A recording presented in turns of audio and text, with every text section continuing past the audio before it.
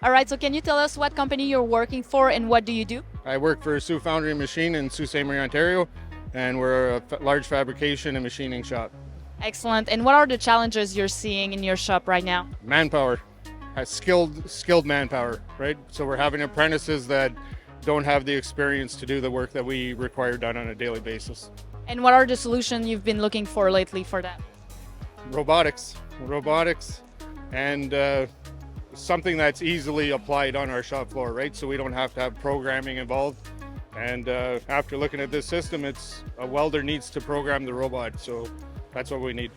Excellent. And you just demoed it. So what was the aha moment you saw, or what did you like the most about the features it has?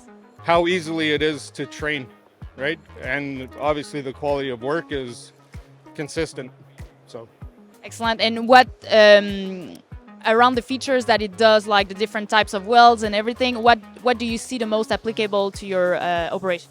well, that I can put on multiple parts and program them and have somebody just watch as it's operating, right? So we'll be able to do multiple things simultaneously. Excellent. Well, thank you so much for sharing your experience. Thank you.